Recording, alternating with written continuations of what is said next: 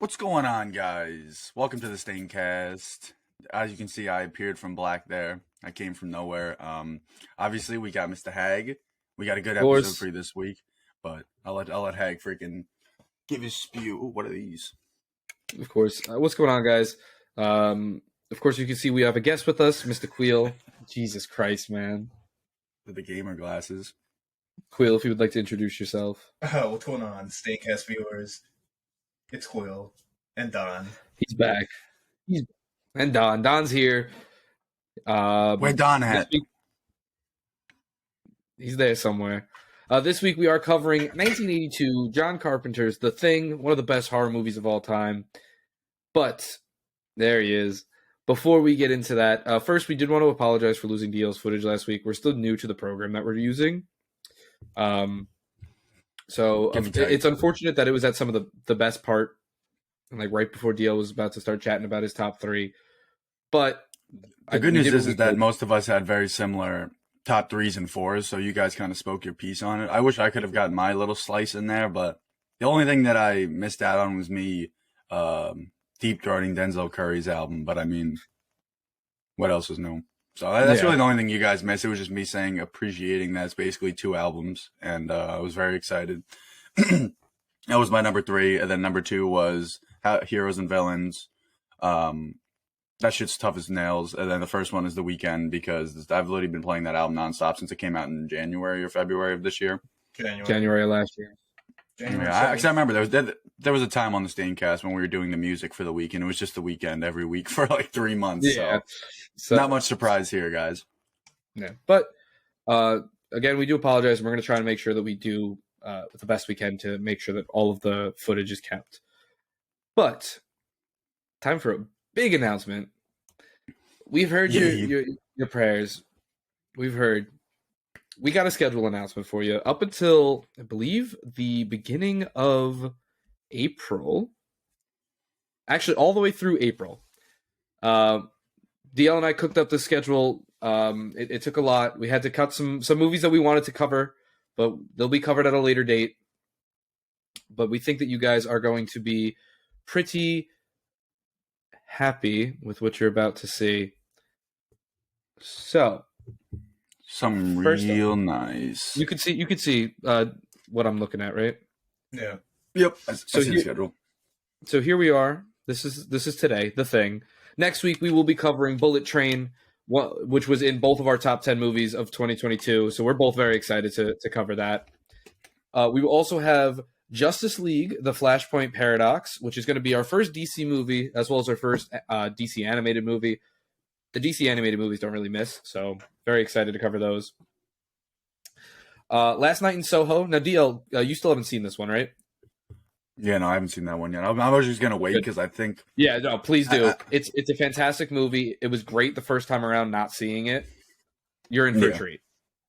Mm-hmm. Then, of course, Black Panther Wakanda Forever is releasing on Disney Plus on February 1st, so we will be covering it the following week on February 8th, going back to the MCU Staincast.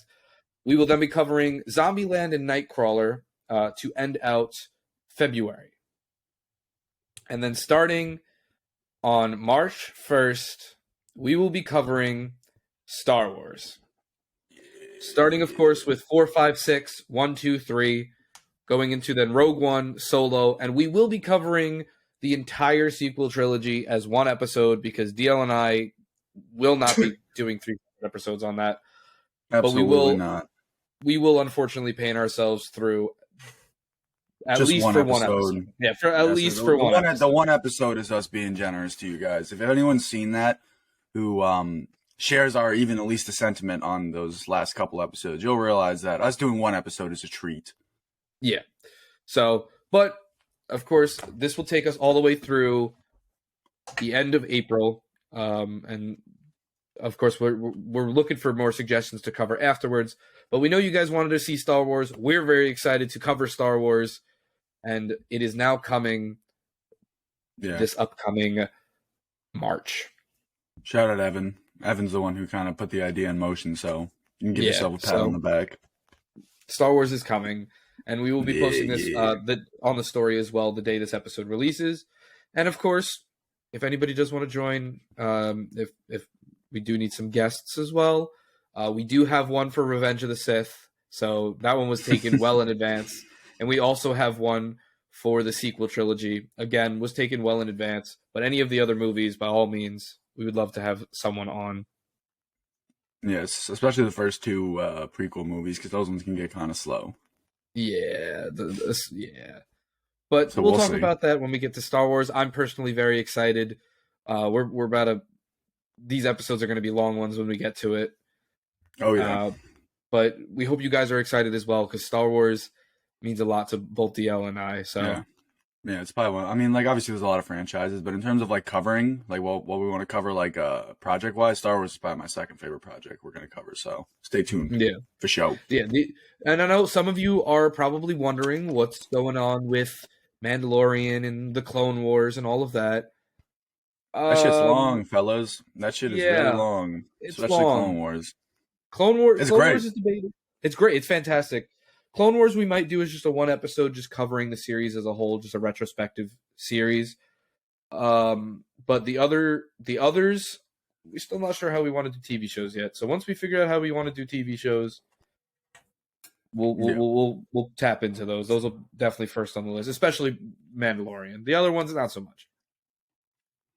Andor tough. Andor, oh, yeah, that's true.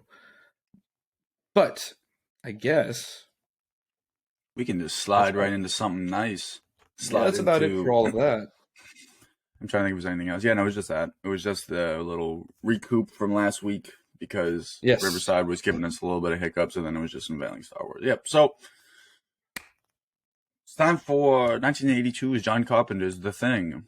Short title. A lot going on in this movie. I saw this movie for the first time like a year and a half ago, 2 years ago, and I've seen it like three times since. But yeah, no, because I always, because when we watch movies, like when we were in Buffalo, we always took us so long to figure out what we wanted to watch. And Ryan has like a hatred against old movies. So that shit was never in the pipeline. It's a weird thing to dislike, but I mean, I get it. I can understand it smells the same way. Up until she lived with Chet, she was hating on old movie, anything that came out before 2000. Yeah. But whatever. Which is each their own. Interesting. Yeah. To each their own. Yeah, but I guess jumping into The Thing, just a little broad strokes on this bad boy. So this is obviously the same guy who has done he's done other movies, but he's also just usually the soundtrack guy, Mr. John Carpenter. The GOAT. But yeah, that's what I'm saying. Halloween, but this movie, he is a GOAT in horror. Mm-hmm. Absolutely. I mean, the Halloween movies he's done so many of them, if he at least using his name in them, so he's got a lot of those, but just by like listening to this movie soundtrack and stuff like that, you can tell that there's something nice going on because it's just well-rounded, just a very great movie. How long is it? It is, I don't have it in front of me. Oh my god. Yeah, hour 49 minutes. So it's an easy watch. He didn't? No, that was Ennio Morricone. Mm-hmm. Really? Yeah. He just directed it. Yeah. Okay. Regardless, I really enjoyed the soundtrack. Even though it wasn't one of those movies where like the soundtrack was like kind of a character in itself, I guess you could say. It definitely was a little bit pulled back compared to, I guess, some of the stuff we were used to, but very good. I enjoyed it. There's not many parts of this movie that I kind of have issues with, but I guess we can just jump right in then and get into our favorite and least favorite characters. There actually is quite a bit of characters in this movie. Maybe some not for as long as others, but for a horror movie, that does have a pretty large cast that stays alive for a while. Yeah, I mean, that was just the whole who's the thing, like, just going back and forth like that. That's the thing behind this movie is you kind of need a lot of characters for it to work.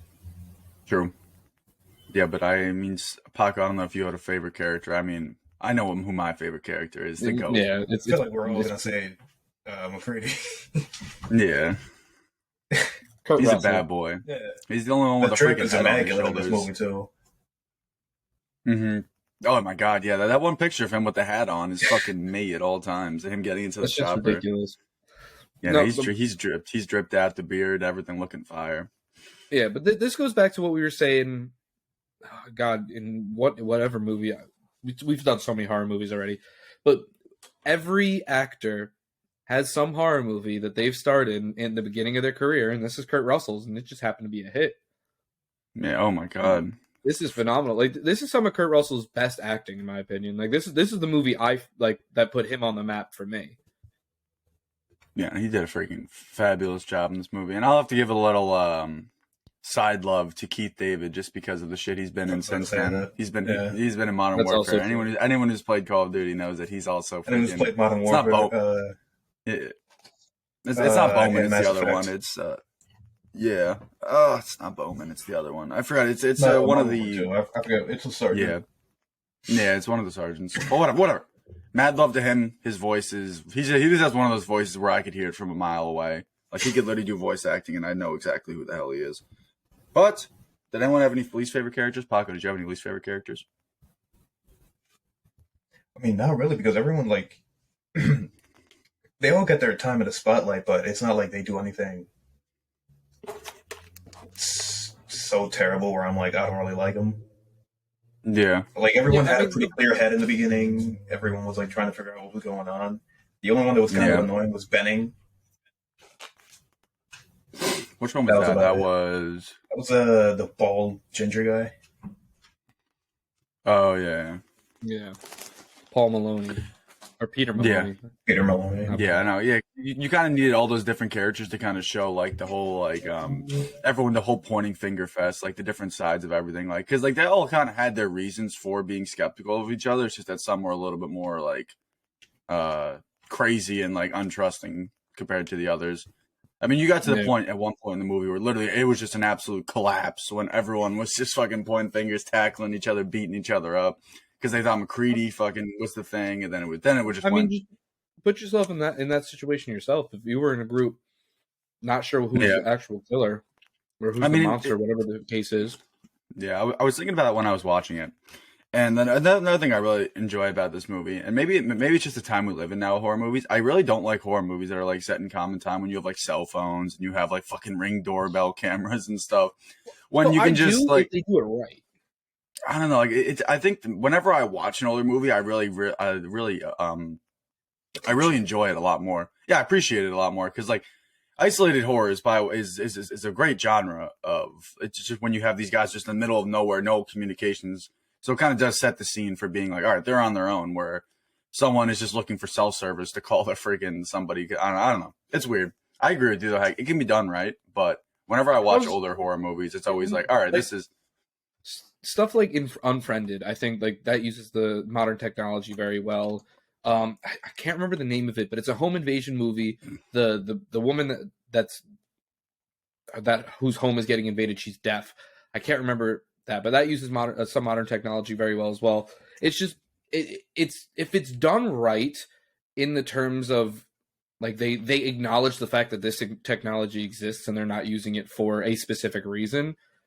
Yeah, but if it's something done in like I think it was Halloween Ends or Halloween Kills, I don't know, those two movies are both shit. Where like they just have phones and just don't use them. Like they use them for flashlights, but they don't use them for fucking calling someone.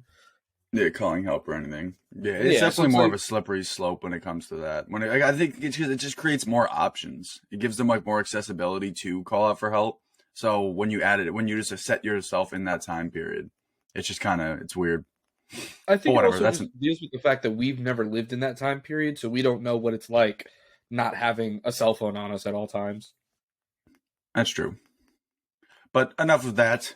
Yeah, if I had to give my least favorite character, it'd probably just be what's his name? The doctor, I think. Not doctor, but the guy who was hiding him. The guy Cooper was his name. The guy was hiding himself in the shack, and then he like turned out to be a thing or something like that. That is Blair? Okay, yeah. Blair, just because he was kind of, I don't know. His character was just kind of crazy. Like, I don't know. I wasn't a huge fan of him just being in the backseat type movie. Yeah, no, I don't have one either, but if I really had to grasp at straws, it would just be Blair for no reason. Understandable. And those Norwegian guys for not killing that dog. Because it was so bad. They were like in the chopper. They're trying to get the most ridiculous angles on this dog, but whatever. Yeah, I don't really have much. Yeah. Then I guess we can go to favorite kill, which I mean, I feel like this. Mm. Some of them aren't really on screen. Most of them aren't on screen, if I Yeah. remember correctly. That's kind of the point of it. It's like, Yeah. the one I can remember, I would say it's probably vile is what happens to that one guy who gets like eaten, gets like freaking chomped up by the other thing. What was his name? Yeah, the one guy who was like when they're all tied to the chairs, and then that one thing started becoming the thing and just completely like bit that guy and like freaking had him like in its mouth and threw him. Yeah, I forgot his name. I know what you're talking about. Yeah, oh my god, there's so many. All the names are weird. I think that's why I don't remember them. So many, and half of them are useless. Mm-hmm. But I know exactly what you're talking about. I don't remember like flailing him around from his neck. Yeah. Was that Palmer? That wasn't Palmer. Palmer's the one that did it to him. Yeah. Oh yeah. I don't remember who. Like Wins or something like that. I don't even Windows? I'm looking to. Windows. Yes. No, it was Windows. It was Windows.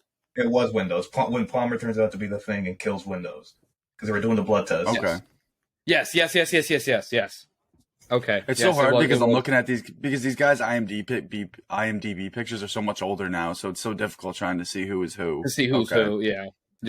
I'm kind of just trying to look at some features to figure out who it is. Yeah, no, but that was probably what's up, Don. Yeah, I mean, there was a lot of like, I mean, the movie itself is just super like visceral with just overall the thing like transforming and stuff like that. But in terms of like people getting killed, yeah, I would say it's probably just Windows then because that was pretty nasty, especially when they're all taped down and shit. Like it creates a good atmosphere. They're all it's fucking terrifying. Yeah. Yeah, I mean, I'd probably have to give it to that as well because there's no really other too gruesome or gory. I remember like the clip that Joe posted for the reel today. That's just ridiculous looking, just like the massive thing. Mm-hmm. But that's not really much of a kill. I mean, the one with the scene where they kill all the dogs is pretty crazy. Like when that thing's like in the kennel with all them. Yeah. Like that's pretty terrifying. Like when you literally just see him, he's just sitting there posted up right in the middle, and all the dogs are like, who the hell is this guy? And then all of a sudden, freaking out. I mean, because it's pretty friggin'. The intruder pulled up, and all the dogs are like, "What?" They don't even know what to do. But I don't know if you had a favorite kill that was different than ours, Mr. Ron. I mean, those are the only two ones I can think of where it was like, it stays in your head. I will say it was I forget what the guy's name was. When he shoots Clark just out the cut because Clark was about to stab McCready. Oh yeah. Mm-hmm. That was just out of pocket. Mm-hmm. I mean, he got it easy. He honestly got it easy though. Low key, he got it easy. Just getting killed immediately, then having to be then being turned into one of those things. And then there was the other guy too. I'm so bad with these names right now, guys. Sorry. The guy who he was like he turned into the thing and he tried to run away. He had like his hand was all fucked up or something like that because he was the thing. But is that Benning? Yeah. Because then they burned him, and then he's like, and then McCready pulls him. He's like, we got to burn the rest of them. Yeah. He's like, we got to. He's like, that's Bennings, bro. It's like Bennings is there. And he's like, no, that's not Bennings. We got to burn the rest of them. I've known him for 10 years. Yeah, it's just there's a lot of like super like freaking uncomfortable level like practical going on in this movie, and that's why I love it so much. Like it is so eerie. The shit that they make is the gold standard for practical effects and just makeup effects. Mm-hmm. Absolutely. I mean, even if you look at the one we will not be discussing, the 2011 prequel, they use CGI for that, and it's a fucking massacre. It's awful. I don't even want to watch that movie. I was told not to watch it, so I'm not going to watch it. There's no reason to ruin it. Don't. I wish I never did. But I guess we could move on to make or break moments of the movie.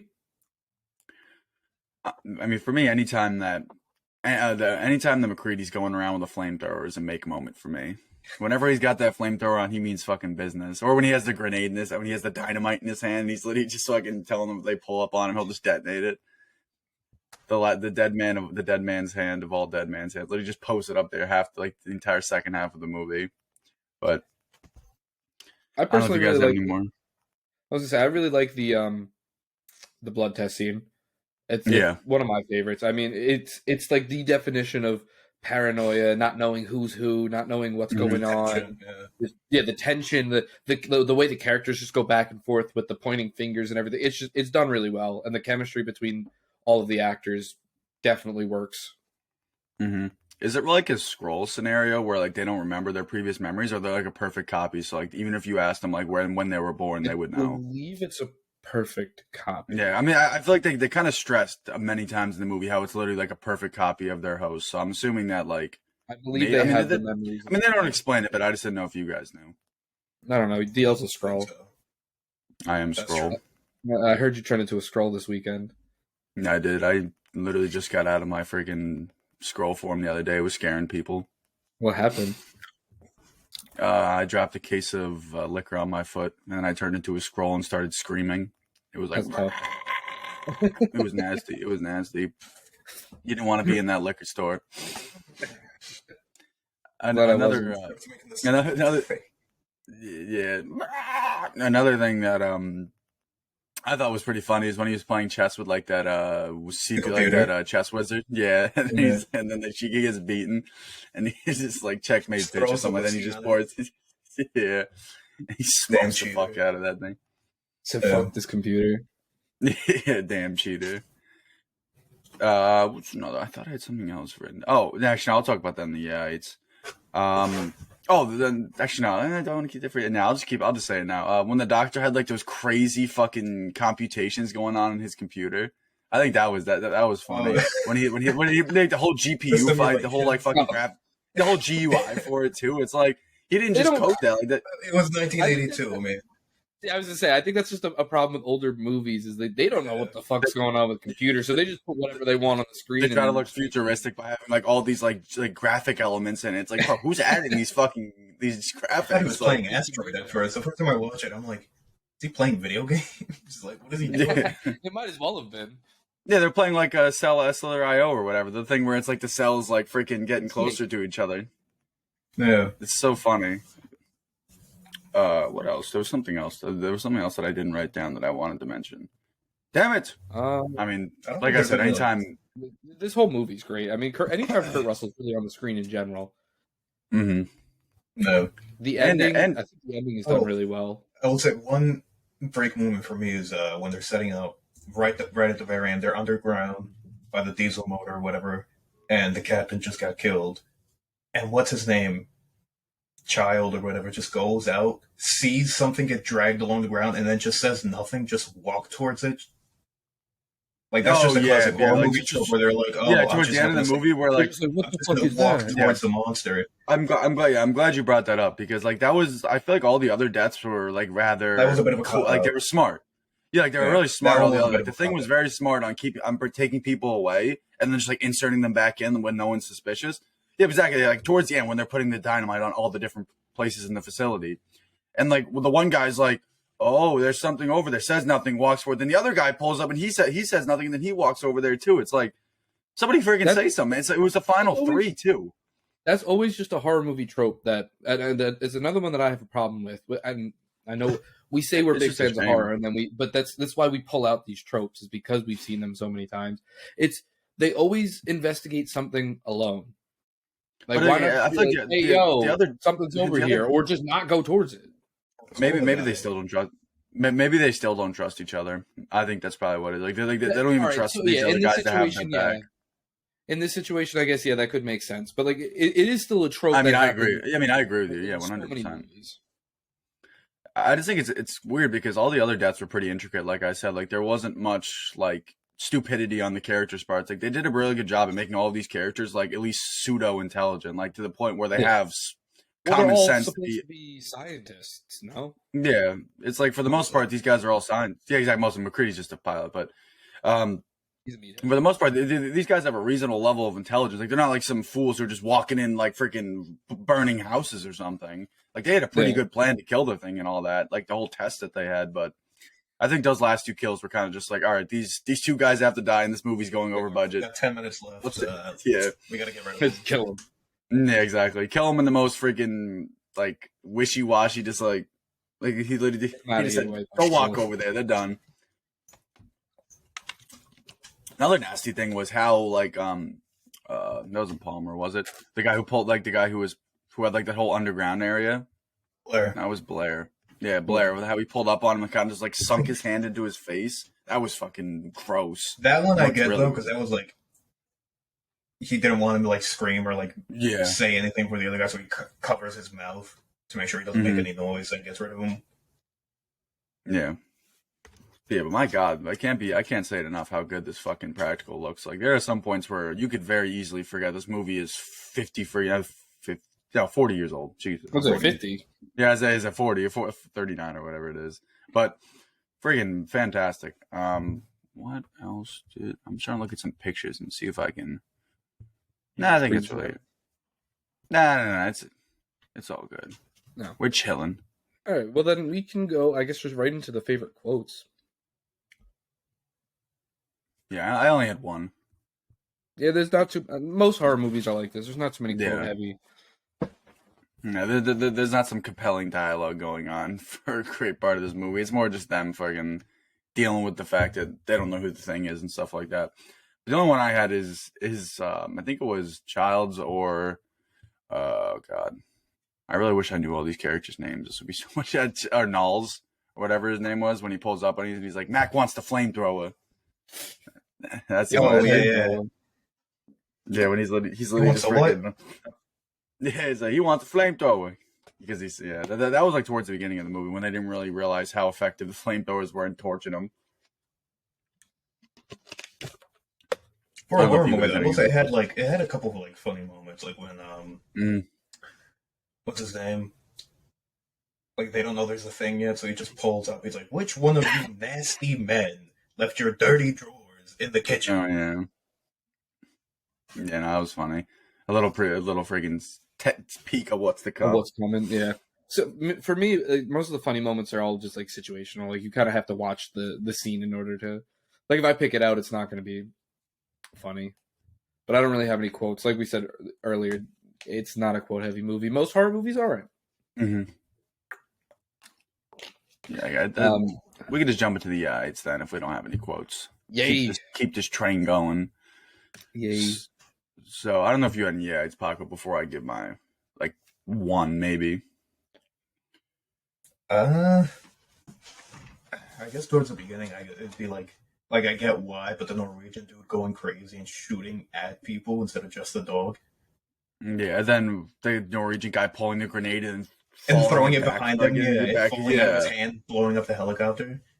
It's like, holy smokes, you guys really need this helicopter destroyed. Like, you guys really need this helicopter destroyed. Like, I don't know. They could have been more slick than that. That was one of my it's like, it's like just have them accidentally shoot a gas. They just have it be like Hollywood magic where you shoot something that has oil in it and it just explodes. It explodes everywhere. Instead of just like, I have this fucking thing in my and it just slips behind me. Like, that ain't gonna happen, especially with a grenade. And it was like 2 explosions too. It was like the grenade, then the helicopter went out. It really just beat the whole thing. Whatever. One other one though was when they find everything underground and it turns out Blair was a thing. Him trying to build a spaceship out of helicopter parts. Yeah. Oh, I don't know about that. Yeah. He was trying.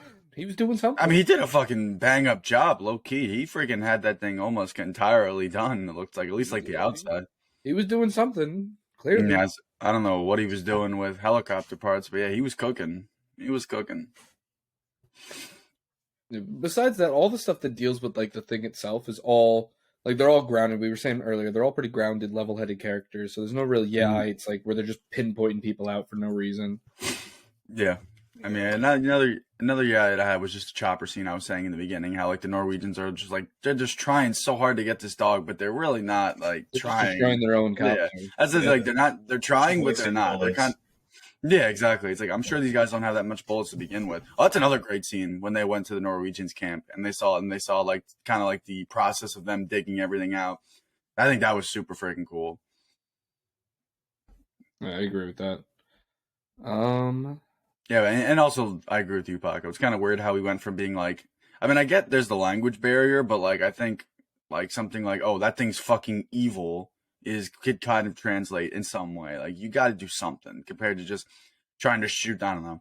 He's probably also out of his fucking mind because he probably saw his entire crew get smoked. So whatever. Whatever. I guess then we can move on to the goofs, which the main ones I want to point out in this is that boom mics you can see the boom mic 3 times in this movie. Around 58 minutes after McReady asks if the blood test would have worked, it's seen twice above Kurt Russell's head. And then at around an hour and 6 minutes, so not even 10 minutes later, when Mac yells to Norris in the rec room, any of them move, you fry them, a shadow is cast by the crew's boom mic that can be seen on the wall above Clark, Copper, and Gary on the couch. I didn't even notice it. Yeah. I mean, it's a dark movie. Less noticeable, but the boom mic over Kurt Russell's head, that one's pretty noticeable. I wish I saw that one. Yeah, it's also, I feel like it's a dark movie, though, so they can kind of get away with that shit. Yeah, like, true. Most boom mics are black. Mm-hmm. Another thing, I see it in the goofs, too, and I was also thinking about it. I mean, obviously, I'm not going to go friggin' scientist on this movie, because, I mean, whatever, it's a friggin' horror movie, but, like, the whole thing about how all it needs is any part to, like, make contact with you from the thing to, like, turn you into it, but, like, they share the same knife when they're cutting their fingers and shit like that. Or, like, they just, I don't know. I feel like there's a lot. It's more of like an infection kind of thing than just like it has to like completely take you over. Like the thing has to physically contact it. No. Like I said, I'm not gonna go science on this shit. There was a lot of talk about it after the movie came out, like how it functions. Where I get what Dale's saying because it's like each thing is like an individual thing. It's not just one alien thing. This is so like when they're shooting at it or something. Let's say he just spits blood at you. That should infect you. Technically, that should infect you. What I got from yeah, it should. But I don't. I think it really only played on the fact like it has to like get you, like take you away, or something, like physically, like grab you. So something that looks better on camera, which I agree with. I mean, they did a great fucking job with it. Like, so I'm not trying to go scientist on this shit, but I just thought it was weird. Like that's the part specifically where it's like.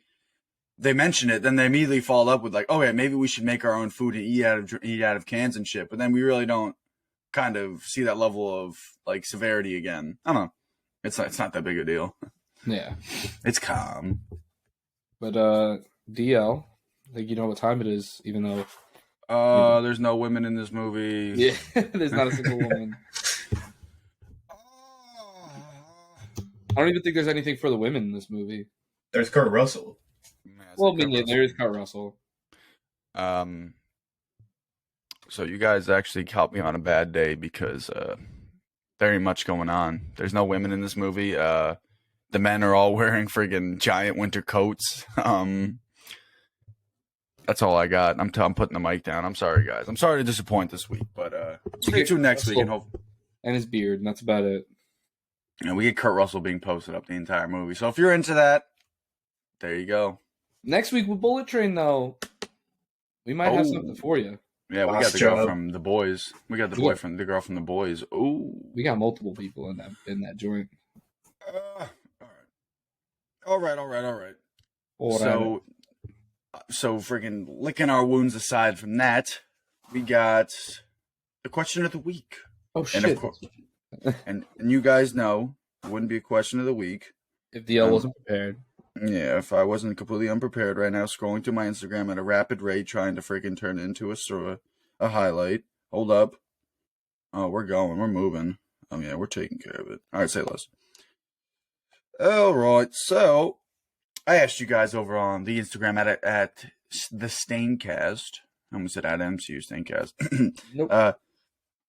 So first, I just asked you guys if you saw this movie because I had a feeling, I had a hunch that it's not a very watched movie, at least not generally speaking. Like I think people who like horror have seen this movie, but someone who's kind of more of a novice in the field or whatever, however you want to word it, probably hasn't seen it because it is older.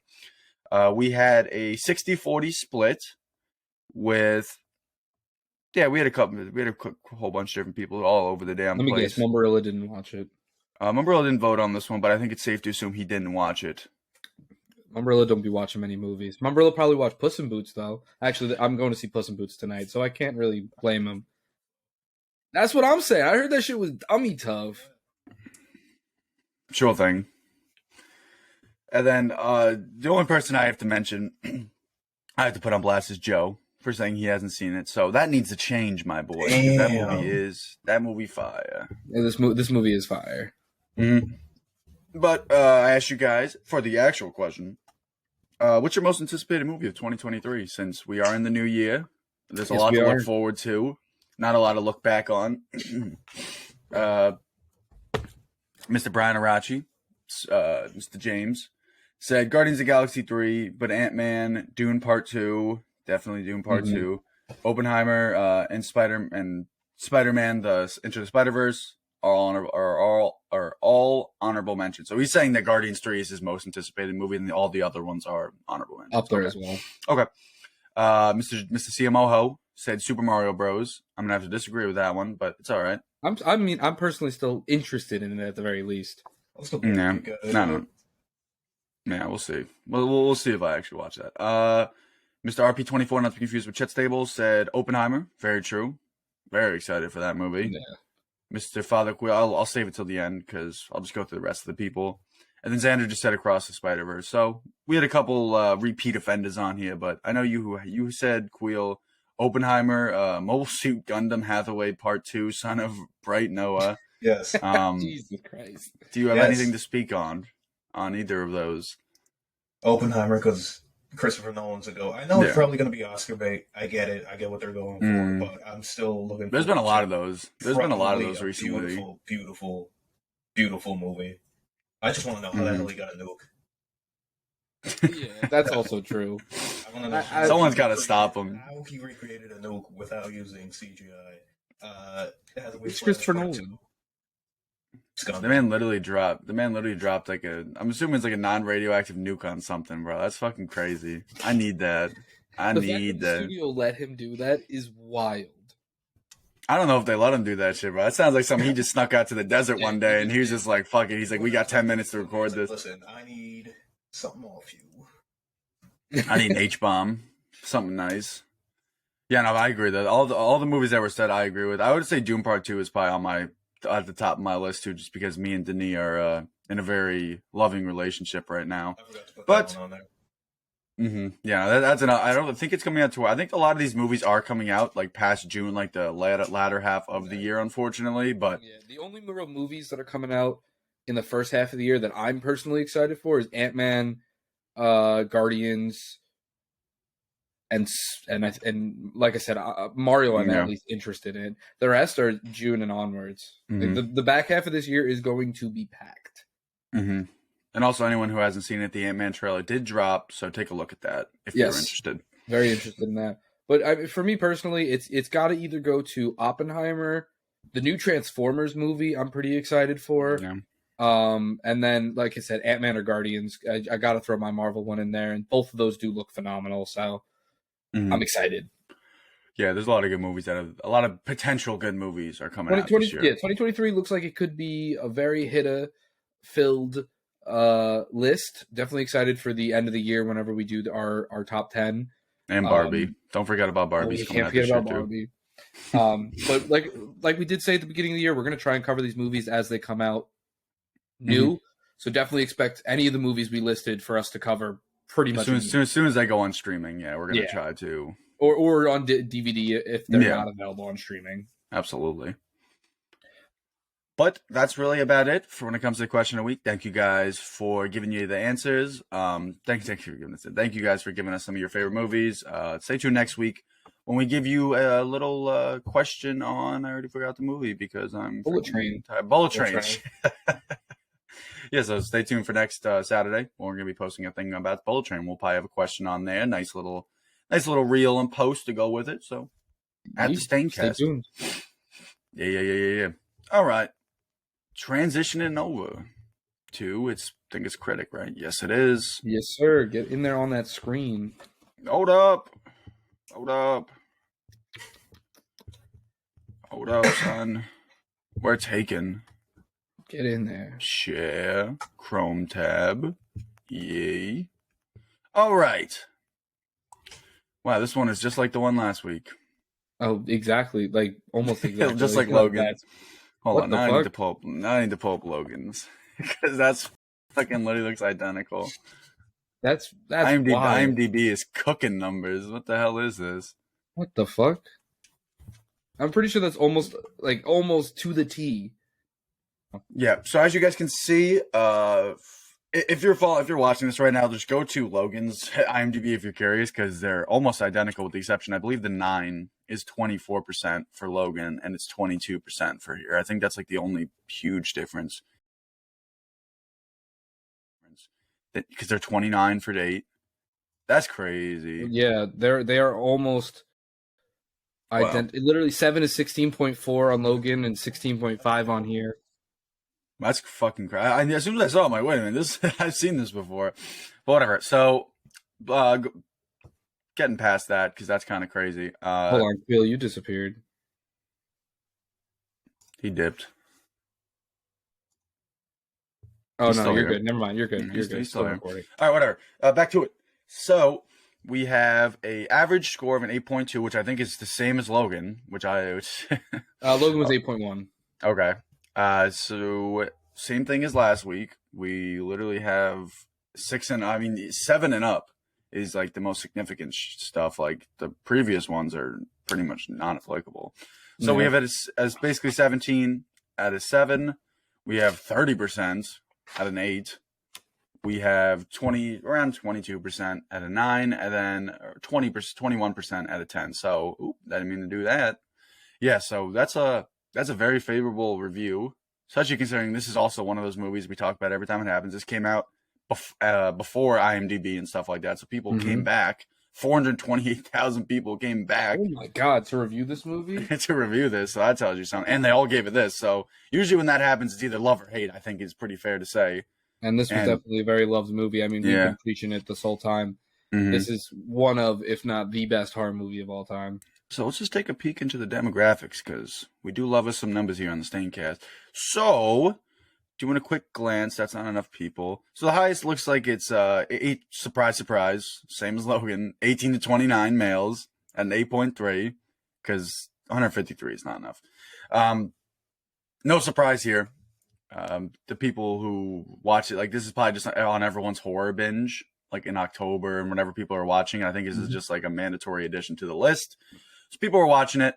The reviews are pretty steady though, because I'm sure the people who watched this movie when it came out in this range are like, oh shoot, I can review this, because that's still a lot of friggin' people. 158,000 people, 30 to 44. The drastic drop to the females that have voted too is ridiculous. Oh yeah, my god, yeah. There's yeah, because of the people that gave their age, 274,000 were men and 32,000 were women. To put that in perspective for you guys. Jesus. So that's a little crazy. So I really won't speak too much on the females rating by demographic, just because there is so few. Besides the fact that the 18,000, I mean, it's still high 7s, so it's still very close to that average of 8. Yeah. So we'll take it. Absolutely. I mean, not too much of a sway. It's more of just, I mean, it's an all-male led cast, very gory, gruesome, context. What was this rated at the time? Was this R or was this? Has to be R. Yeah, it was definitely R. There's no way. Hold on, let me just stop sharing. So you guys, obviously, that was the numbers. Nothing too surprising. It was R. Yep. It was R. Okay. Yeah, nothing too surprising for you guys. This movie's a freaking cult classic, or at least a classic in my eyes. So yeah, it's an absolute classic. Everyone's got their love for it, but I guess it's time to transition to the only numbers that matter. Yes, sir. R's. Yeah. You pull out the notebook. Shit. I didn't rank it. Oh no. All right, so then I guess starting off with story, I'll hop in first. Mm-hmm. Story, I gave it a 4. I think this is like the whole mystery, whodunit, unknown, like mystery monster thing. I just think it's really done well.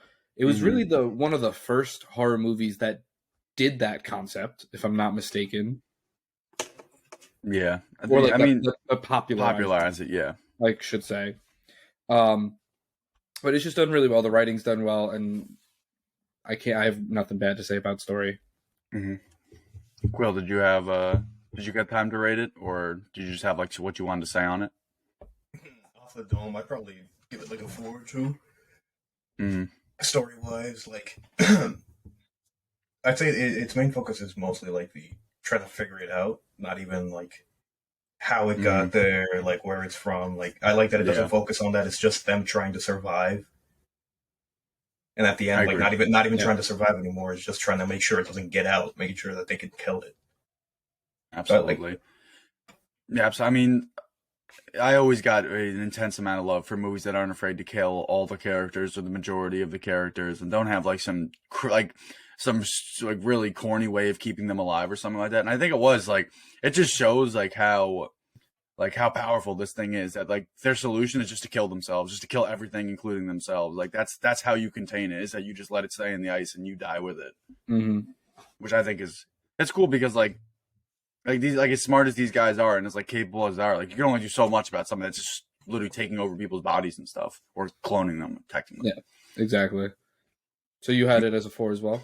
Yeah, I put it as a 4, just for all the reasons you said. I think I really do enjoy movies that are like, I mean, obviously there are exceptions where it could be a little out of pocket, but I like movies where we're kind of in the same knowledge loop as the people.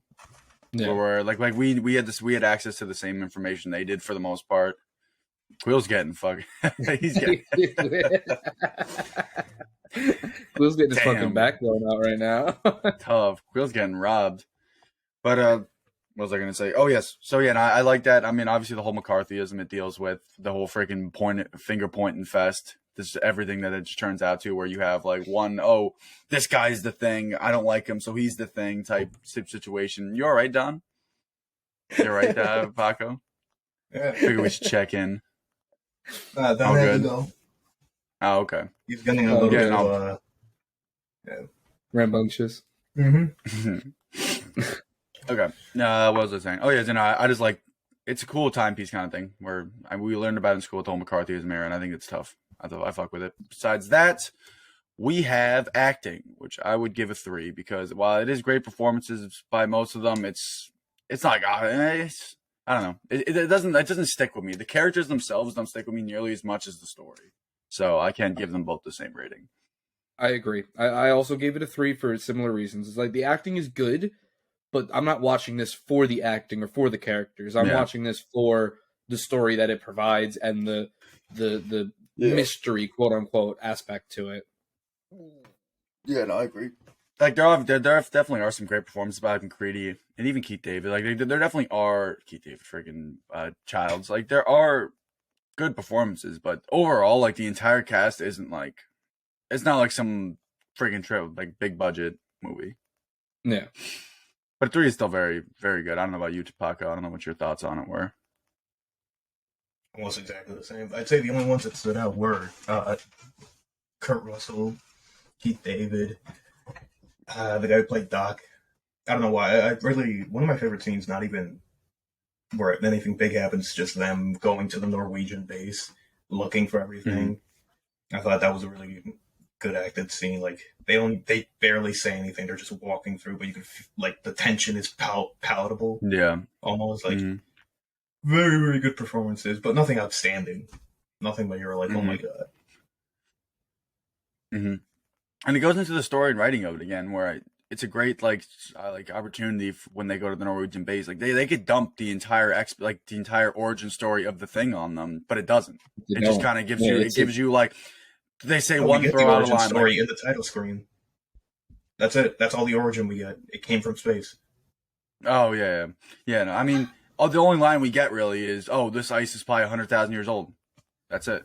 Like that's the only like kind of origin thing that we get. Besides the exactly, and I do enjoy that, because this movie could have been so much longer. It didn't need to be, and I think that's what makes this movie so great. Story that was being told.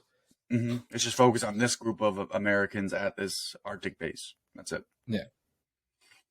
But it is. But then going on to originality, I gave it a 4. I think that everything that about it is really good. It definitely reinvented a lot for horror as well as like this subgenre of horror. And of course, it's got John Carpenter's hands all over it, and that man is the goat of horror himself. Very true. Yeah, I don't know if I'd give it a 3 or 4. It's tough. I think I just give it a toss up and just give it a 4 for because I agree with the reasons you said. Like that does so much for the genre. And when did Predator come out? That came out after this, right? First Predator movie, late 80s. Yeah, okay. I think it was 89, maybe. Okay, I just want to make sure before I freaking because the Predator came out first. Then maybe I'd have a different opinion on making it a 3. But Predator came out in. Okay, hold on. There's a lot of Predator movies. Yeah, 87. 87. Yep. Okay. Yeah, no, I agree with you. I'd probably give it a 4 as well. It's like some of the tropes and stuff were a little but I mean that's every horror movie, so I can't pick on this one particularly for it. Exactly. Don, I don't know if you had any. Oh, see, I'm kind of feeling like the toss-up too. I would lean more towards the 3 just because it is based off a book. It's not like a completely original screenplay, but it does change a lot from the book. Like the thing is completely different, so it does a lot of its own ideas. From the things I've heard, the book is not as good as the movie either. They're two different mediums. I wouldn't even try to compare them. Yeah. It puts a lot of its own ideas into like what the thing is, how it functions, how it attacks people, and all that stuff. And like the book doesn't really focus. It's more of like a manual of it. Yeah. Mm-hmm. Like this is an actual horror movie as opposed to the book just kind of like explaining this alien. What's going on? Yeah. The movie's more entertaining 1,000 times over, yeah. Oh, it's because Kurt Russell's in it, so. I guess then Kurt Russell ain't in the book. Yeah, that's also true. And Keith. Yeah, the kid. And I guess going on to rewatch ability, I gave it a 4. I'm not gonna lie. This movie is a horror movie that I could put on at any point and be enthralled with it. I can, if it's on, I will sit down and watch it. It's phenomenal. It's great, and it's just an overall just good horror movie, just for the story that it has contained inside of it. Mm-hmm. I'd probably give it a 3. Same thing as the one previous to this. Like, it's close. I could definitely see myself going to either side. But the only reason for rewatchability is at its core, it's still a horror movie, and horror movies kind of do have a kind of, I don't know, they wear off a little bit in terms of like their like how they they're like God damn it, I can't freaking come up with the word, like their impression on you or something like that, I guess you could say. Like after you watch it once, you kind of get like the basic principles of it. Like you watch the movie at the beginning, it's like, oh, they should just be burning it with fire, that kind of thing. I don't know. I'd put it either or. But I just put it at a 3 just for safekeeping, because at the end of the day, it is still an older movie. And I don't hate older movies. I don't have some sort of like vendetta against them, but I would prefer to watch a more recent movie, at least when it comes to like the acting, because acting has come such a long way in the time since this movie has come out. So very true. That's my 2 cents. Honestly, I'd give it like a 4.5, like kind of like a higher 4. Only because it is a horror movie, it does wear off on you a lot. But once you watch it once and you watch it again, like trying to look for stuff, there's a lot of like little details that you see where they're like, they tell you who the thing is, but you just don't notice it because you're not paying attention. Like during the blood test scene, during the director's cut, John Carpenter's giving a commentary, and he's like, he said they put a little bit of glimmer into everyone's eye who's a human, and whoever's not a human just has really black, like no light in their eye. So you go back, you rewatch it, and you're like, oh my god, Palmer has no light. He's the thing. But you don't notice that until you go back and watch it again. It definitely has more added to it. And also other little things like going into the ending where like it's ambiguous, you don't know if they're the thing or not, you don't know if they live, you don't know whether they're I like that, but there's a lot of like Easter eggs or theories about that where I think you said that before. They mentioned like, oh, everyone's got to drink from their own, make their own food, drink from their own bottles. McCready gives Keith David a bottle to drink out of, and then he starts laughing, and you're like, did he just make him a thing? Did he just infect him? Or what was it? They had Molotovs. Was that actual alcohol, or was that just gasoline that he was just giving him, and he doesn't react to it because Keith David's a thing, and he just figured that out. And then there's a lot of rewatchability. There's a lot of details that you pick up on watching. Yeah, I agree. I mean, I've also gone extensively down the rat hole trying to figure out,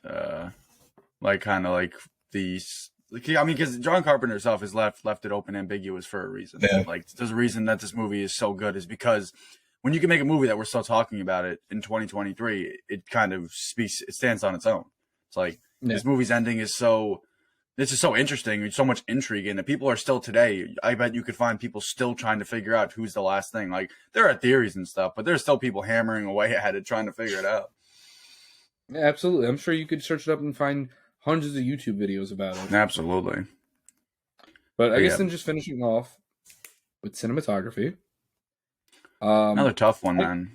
This one was tough for me. I gave it a 3 because, like, it is still an older movie, so it's not like extremely visually pleasing, but it also has those practical effects to it. Yeah, that really is what gives it that 3 because of how good those practical effects look. I think that the practical effects give it a 4. To be honest with you, really, like I think just how good that looks. I think like we take for granted how good some stuff, like how good CGI looks now, where like, just to think that there's like somebody, there's always like a person or like some sort of equipment operating that, like there's just so much more that goes into it. And when you have practical like that, there's so much like love, I guess you can say, that gets put into like this little tiny details, the stuff that's like super hard to animate or something, and people kind of just like fuck it. But like when you have like an actual living, like not living, breathing, but when you have that kind of, I don't know, that kind of like huge, like especially when the dog scene, when it's like kind of sucking the juice out of all those dogs, like that is crazy to think that there's no computers involved in the creation of that thing. Like that is kind of mind blowing, at least for me personally, who obviously grew up with all this CGI, whether it be good or bad. Yeah, but it's tough. I want to do 4, but like, it's tough because I do like reserving 4 for like really up there movies, but I think the practical kind of justifies because that shit's fucking beautiful. It is. It definitely is. I don't blame you for giving it either or. What do you think? What do you think, Don? I'm giving it a 5, not even just for the practical effects. Like I said before, gold standard, one of the best looking movies when they're shooting the thing. Not even just the thing practical effects, but also all the explosives and like the set itself that they had to build. Yeah, no, it looks good. Yeah, it looks great, and the cinematography itself, like, it's not an amazing looking movie, but I like how whenever they go outside, they're spending time outside. It takes the time to like show you the landscape of Antarctica, like just how isolated they are, how far away from any other human being they are. The shot from the spaceship when they found like the Norwegians dug out the spaceship, that looks really cool. I like the shot where it's like looking at him from the top of it, like from far away. You just see these little dots. Like it shows you the scale of what this thing was. Yeah. And I do got me personally, it is a 5. Like I just love the way the movie's shot. Even other scenes too. Sorry. No, you're good. Towards the beginning, one of my favorite like shot scenes is when the dog is walking like from hallway to hallway, and it's like looking into rooms trying to find someone, and it's playing the music in the background. Like there's no words. It's not even the score. It's like a piece of music from the radio, and it's looking through the rooms like trying to like search for someone, and it's just one cut of him following the thing, and then it gets to a room, and all you see is a shadow of a person. You don't even know who it is. You don't even know what character that is. They never explain what character it is, and it just walks in and it cuts, and now it's the dogs around there. Yeah. So you're like, what? Who was that? What just happened? Yeah, there's a lot left up to the imagination in this movie, and I love it. It makes for a better rewatch because like things aren't set in stone. Like when you rewatch it again, it's like, all right. Like and usually the second rewatch for me is like when you actually start looking around into the background, like when you start like kind of looking into the smaller details. Because the first time you're kind of just like looking big picture at it, what the characters are saying and stuff like that. But yeah, this movie opens up a lot for the second watch of it. Yeah. But adding up all the scores, that puts The Thing for me at an 18 out of 20. I have it as an 18, I believe, as well. Hold on one second. Let me do math. Math difficult right now. Yeah. Yeah. It's 18 out of 20. Took me a second, guys. So, I have and no the idea what my other math thing I was. is also dumb. Yeah, no, it's fine. I mean, you gave it like basically I'll give it like a perfect 19. ratings. Yeah, Yeah. I love this movie. And the It's like a one, 19. and the one thing I was saying beforehand is that I do got love. Star Wars really put me onto it, like the whole painting thing, like where you just put a painting, then you put subjects in front of it. Like Star Wars did that a lot with their outer space scenes. And it's something that's just kind of timeless because, I mean, there's no graphics. Like, there is no, like, CGI that can be aged. It's just, like, a picture. It's just a painting. I enjoyed that because there was, like, one shot where it was super noticeable, but I didn't, like, cringe or anything like that. Yeah, absolutely. I mean, overall, this movie is fantastic. I definitely think if you've never seen it before, definitely tap in. Of course, it is rated R, so you either need your parents' permission or just watch it. I mean, there's nothing really. Yeah. But it's fantastic. It's definitely something you could watch with your family if if you guys like watching horror movies together. There's no gratuitous nudity or any of that. Unfortunately. But overall, my opinions, fantastic movie, one of the best. Definitely watch it. Absolutely. Yeah, I don't know much else to say on that. It's great. I mean, I just hit the mic kind of hard. Oops, sorry guys. Yeah, it's super gory. I mean, it's all like all that practical nature, all that like that blood that's shooting everywhere. Like the thing is, it's disgusting, right? Like when it morphs, when it's like changing its skin or whatever. Like when you have all those different also the different things we see throughout the movie is really cool. How you can see like almost like it's perfectly complete, the perfect assimilation to like making the human. And then you just have it where it has like the two faces where like it was right in the middle of like the process of it. It's gross and it's fucking horrifying seeing like these actors' faces like turned into molds like that. But I love the movie, and if you like a little something that if you're squeamish, probably don't watch this movie. But anything else besides that, tap in for sure. Oh, dude. But thank you guys for tuning in. Thank you, Quill, for joining us this week for this episode. As usual, subscribe, like, comment if you're listening to this on YouTube. Leave us a review if you're listening on Spotify. Follow us on Instagram at the Staincast. Stay tuned for Saturday for the question of the week for Bullet Train. And then stay tuned for next week where we will have that episode of Bullet Train. And of course, don't forget that we have Star Wars coming soon. Did I miss anything? I still haven't blanked. No, I think you covered all the bases. See you guys next week.